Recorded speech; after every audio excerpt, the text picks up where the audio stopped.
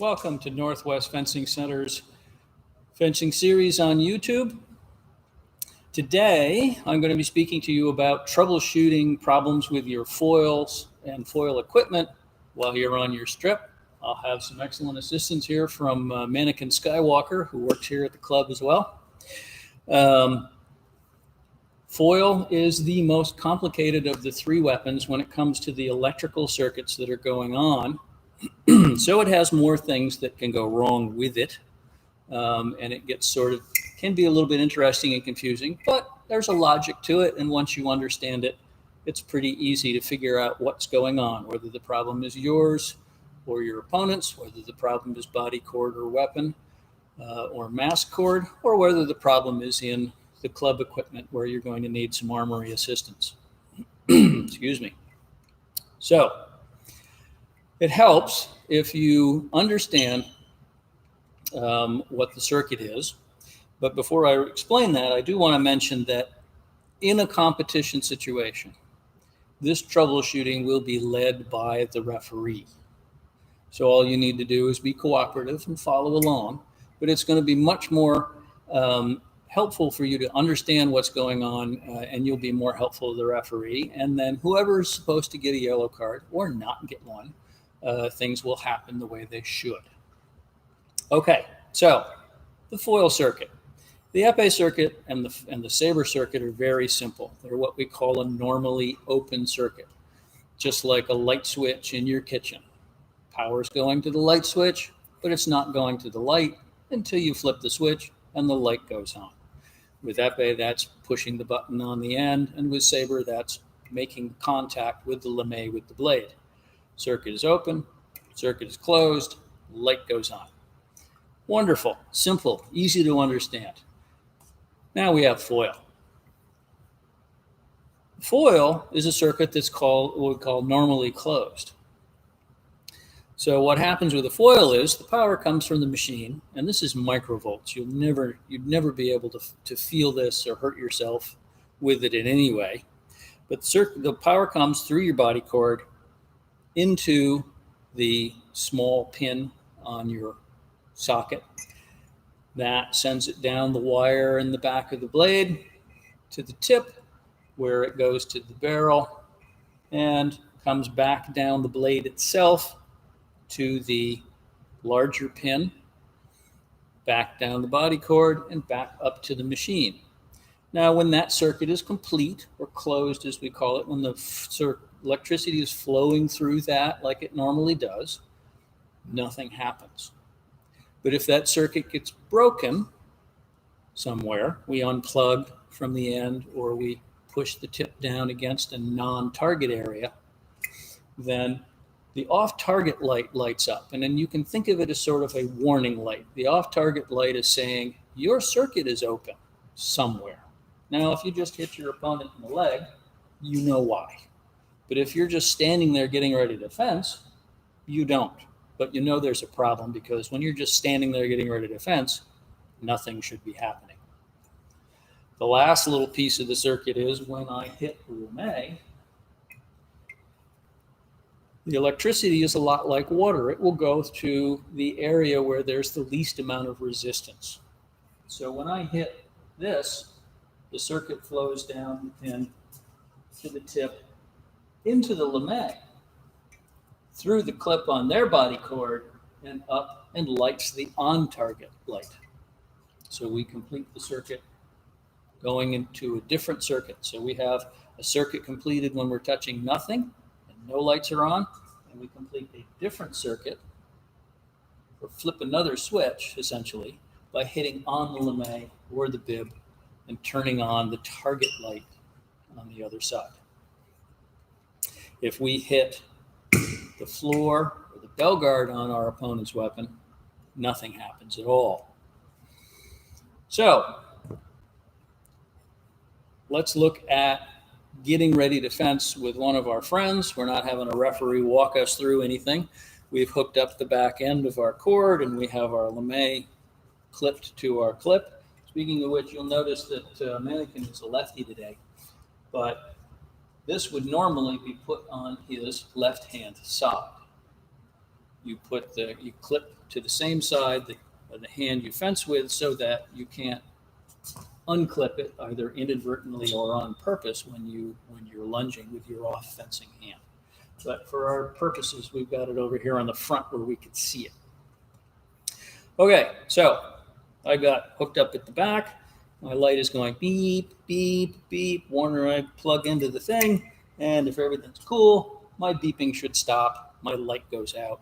I'm okay. Nothing's happened. But this time I plugged in. My training partner is plugged in, mannequin's plugged in, and his lights are all off, but my light is still going off. Shoot. So I'm going to double check and make sure I'm plugged in. Yep, I'm plugged in. The reel is plugged in. My light should not be on. Well, I got to figure out why. Is it my weapon? Is it my body cord? Or is it something else? First thing I'm going to do is I'm going to unplug my weapon. Let me walk up a little closer. I'm going to want to short 2 pins of the weapon. And a really easy way to do this is to, down at the skinny part of the blade, act like you're clipping it on there, and then just slide it back up to the fat part of the blade. And now you can see that that's just sitting there on my blade. And the 2 pins are shorted. Now with those 2 pins shorted, my light should go off. And if my light does go off, and if I wiggle it like this, it stays off, then I know my problem is my foil. I'm not going to troubleshoot my foil on the strip. I'm going to put it down. I'm going to pick up my backup foil, and I'm going to go ahead with my workout. And after I fence, then I'm going to figure out what's wrong with my foil. Most common things to have going wrong with your foil are one or both of these have gotten loose. You can see they've got little nuts on the backside. That's what keeps them tight. They need to be tight. If they're loose or rattly, the circuit will break. You'll have issues. The light will go on, stay on, go on and off. Other most common things is the tip. The barrel may be loose. The grub screws that hold it together may be loose, or one of them may even have fallen out. The spring may be cocked inside the barrel. All of this needs you to remove the tape to ascertain if that's really what's going on. You're not going to do that on the strip. You're going to do that in the armory or at home at a later point. So we've hooked this up with our little quickie thing here. We've wiggled this around and our light stays off. Bam. We know it's the weapon. We switch. We're done. Now, let's say I hook this up and the light goes off. But I wiggle this around. And it goes on, and it goes off, and it goes on, it goes off, it goes on, it goes off. My light's going on and off as I gently wiggle this back and forth in a bend. That means my body cord has a break in the wire here. Also, one of the most common things to have happen. This is where foil body cords break. We talked about that in an earlier session, but this is how you'll discover it on the strip. You might have also discovered this. Your light is beeping and you're going to go to unplug and you touch the body cord and the light goes out.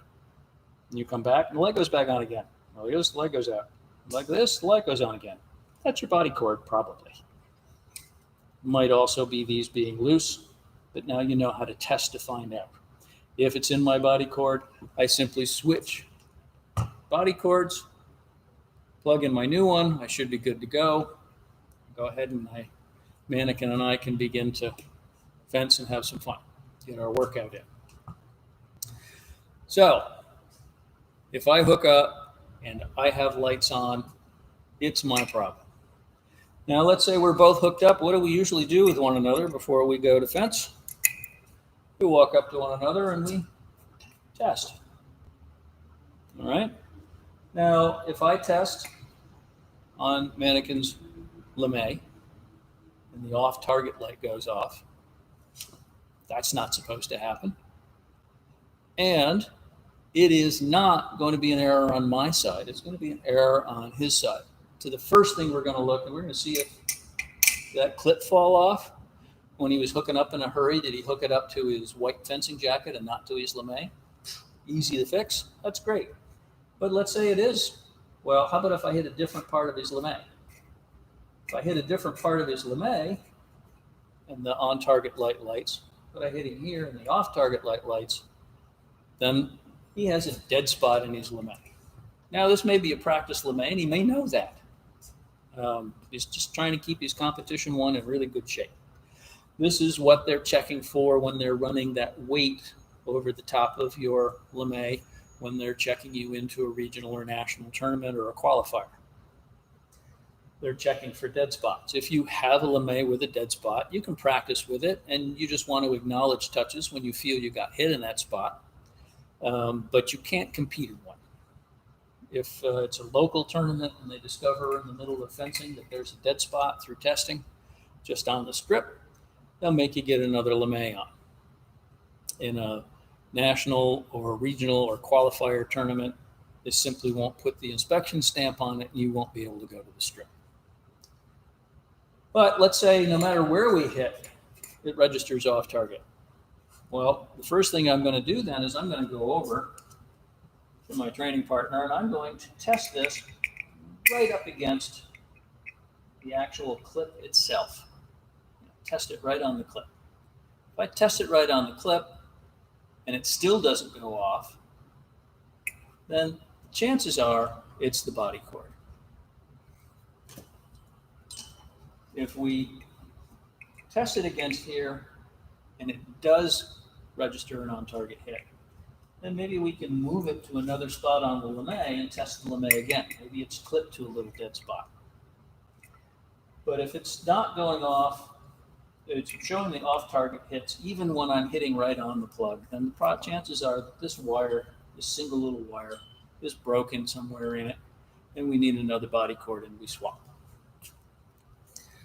Same would happen for the bib. Let's say we were fencing and whoop, bam, and I thought I hit him in the bib, but it registered off target. I'll ask him if I can test. I'll test on his bib. Whoop, it registered off target. Well, that shouldn't happen, so I'm going to check against the clip itself. If it goes off when I check on the clip, then I just want to try and clip it to a different spot. It probably means the little tab I've clipped it to or the spot that it's been clipped to on the mask is a dead spot. That'll be an issue when you try and get that mask approved at a tournament, but for the purposes of practice, just move it to another spot and it'll probably solve the problem. If I test on here and it still registers off target, if it's registering on target on the LeMay, then I can check where the clip is attached on the back, move it to a different spot and see if that solves the issue. If that doesn't solve the issue, then the mask cord has a problem and I'll swap mask cords. Now, at this point, we've pretty much covered everything that's likely to happen on the strip before we start to fence, and a couple of things that we might discover while fencing. We might find a dead spot while we're fencing. The other thing we may discover when we're fencing is that we beat blades and whoop, my off-target lights. Ugh, that's a pain. and it goes off and I check and it seems okay and I shake it and I hit my foot and it seems okay and then we go up the fence and it goes off again. Well, a beat on the blade is going to be much sharper and a much harsher vibration than just hitting on my foot will be. Although I've seen some people wail their foot so hard, I wonder if they've broken a bone. That, again, we're going back. That is most likely a problem here at the junction of the body cord. Loose pieces in the socket. Could be a loose handle on the weapon. Or loose barrel or tip screws. I'm just going to swap weapons at that point and see if it goes away. If it goes away, it's my weapon, something's wrong with it, I'll have to troubleshoot it later. There's no point, especially if you have a spare weapon right there with you, which you should. We talked about that earlier, that even in a practice, you should have a spare weapon and body cord going with you from strip to strip so that you get the most out of your workout. I'm going to save that troubleshooting for later. But sometimes I'll swap to the new weapon, same thing happens. I switch body cords, same thing happens. That means my equipment's not in great shape and I haven't been taking care of it. Take care of it so you don't have these moments all the time. We all have that guy in the club or gal in the club whose equipment constantly seems to be in a state of disrepair. They're not a lot of fun to fence with because you have to keep stopping. So take care of your stuff so you're not that person. All right, so everything's working, but we get these beats. Again, that's probably something loose in the weapon. One of the easiest things to check before you go out to make sure those are the case is that the grip on your weapon is tight. If your weapon is tight, you'll often see an experienced fencer. They're not even maybe thinking about it. It's part of their habit. They hook up on this end. As they hook up, they test on their foot. They give the blade a couple of quick wraps. They're gonna feel the blade rattle a little bit if anything's loose, and also the light will go off. They're just kind of naturally testing this as they're going along, and they know if they've got a problem. They solve it before they get up there to test with you, and boom, your workout or your bout goes just fine. So, to recap, you can think of your off-target light as a warning light telling you that your circuit is open somewhere. There's a problem in your tip, in your socket, in your body cord. The wire might even be broken in the blade. There's a whole host of things, but now you know how to narrow it down to just the body cord, just the weapon. But let's say we get a thing where it's like crazy. I've done everything. I know this is a good weapon. I know it's a good body cord. For some reason or other, I'm getting this weird off-target light. Manic and I can come up to one another. We can unplug and we can switch sides. Now, if the problem keeps occurring on the same side, so where I was hooked in, mannequin is now hooked in, and the same thing is happening, and I'm hooked in on his side, and nothing's happening, everything's good, well, then we know that the problem is in the reel, the floor cord, the box, something where we need to get a coach or an armorer to help us take care of that issue.